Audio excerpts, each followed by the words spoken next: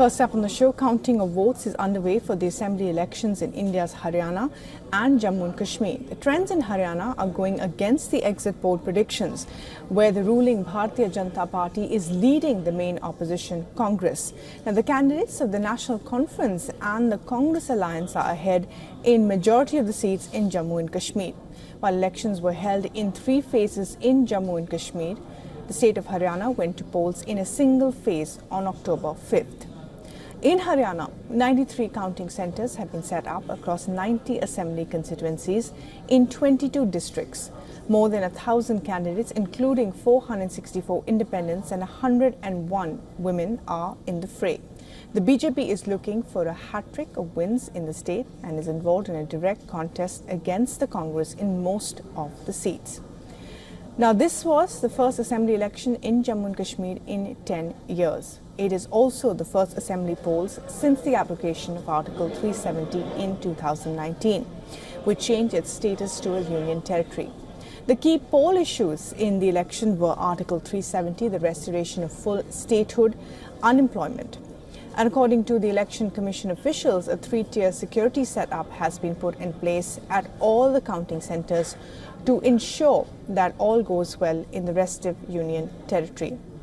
The fate of 873 candidates vying for a seat in the 90-member House is expected to be revealed by Tuesday evening, which is today.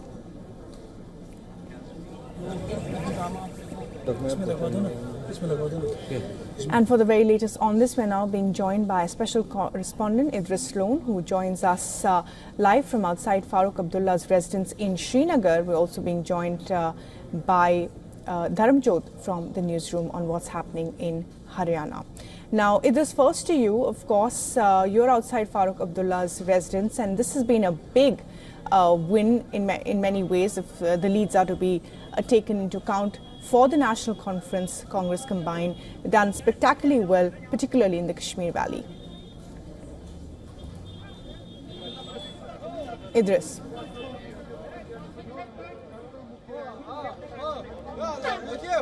Well, absolutely, Bhairavi. This was really not expected that the National Conference would actually fare so well in the assembly elections. They have swept most of the seats across the Kashmir division, as well as they've done really well in the Jammu division as well. As you can see behind me, hundreds of people right now outside the residence of Dr. Farooq Abdullah and Umar Abdullah, wanting to see a glimpse of the leaders of a National Conference. We've seen huge number of people outside the counting centers as well. If we talk about the win, it's definitely a big win for the National Conference, only because there was a coalition between the National Conference and Congress in a pre-poll alliance in the assembly elections. But despite that, Congress did not really do that well as it was expected to do, especially in the Jammu region.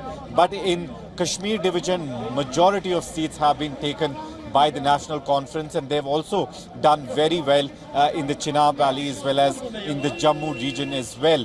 While talking about other political parties like the BJP, which is not far behind, but definitely they were expecting that they would also get at least to an extent a majority where they can form the government, but that doesn't seem to happen at the moment. Looking at the leads right now, it looks National Conference and Congress will have it very easy and they will form the government. The People's Democratic Party chief Mehbooba Mufti already conceded defeat. Her daughter for the first time was fighting election from South Kashmir's Bijbehara seat. She has lost that seat as well, but PDP has won 2 seats so far. One is Wahid Para, who's a young leader from the People's Democratic Party, as well as 1 seat in the north of Kashmir. So overall, unexpected results. Everyone thought that the exit polls were saying at least there would be hung assembly, or the National Conference and Congress would need support of other political parties to make the government. But it seems that National Conference on its own has done very well. Yeah. And this, of course, Congress piggybacking there on the National Conference. But let's talk about the BJP and how it's done. It's done, pretty well in the Jammu region. However, the Congress not doing well at all in Jammu as well. They were supposed to be neck and neck with the BJP, but the BJP doing much better in the Jammu region.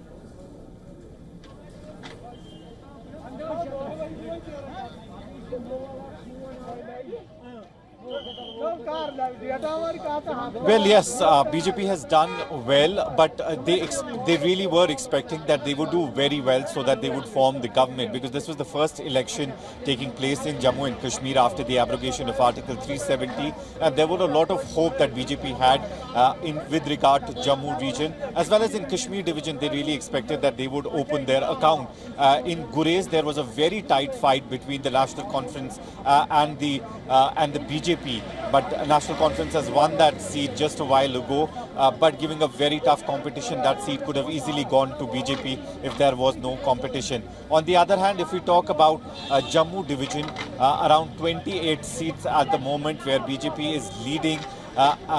They were expecting that they would at least be above 35 so that they would take support of some of the independents both in Kashmir as well as in Jammu division and form the government, but that hasn't happened. But on the other side, really had high hopes from Congress as well to do well in the Jammu region, but they have also not really done well. It seems the regional political parties still have an upper hand with regard to that, but nevertheless BJP is not very far behind from the political parties like the National Conference as well as the National Conference and Congress in when they are added, both the parties are adding their numbers. But if we look at the totality, it seems that majority of people both in Jammu and as well as in the Kashmir division have voted for the regional political party National Conference. Yeah, the regional party is certainly doing much better, and of course the National Conference having a good field day there, Idris. But let's talk about the exit polls, where another state where they've gone wrong is Haryana, of course, remarkably. And Dharamjot, the BJP, of course, leading in several of the seats there. The numbers are to be seen. The BJP also leading in 70% of the Jat-dominated seats. Just throw some light on how the equations were, the infighting within the Congress also leading to a setback for them. Well, you're right, Bhairavi. It indeed is a very surprising turn of events, especially given how the exit polls were predicting a completely different picture, and they were in favor of the Congress party making a comeback after 10 years. But, you know, from what we are seeing right now, that's far from happening. In fact, the BJP, if we're looking at the current trend, it's leading on 50 seats. So given that it's doing better than it did in 2019 and even 2014 for that matter. So 10 years ago, it got about 47 seats with a clear mandate. In 2019, it got 40 seats. So it had to make a government in coalition with the JJP, which we saw falling apart in March earlier this year.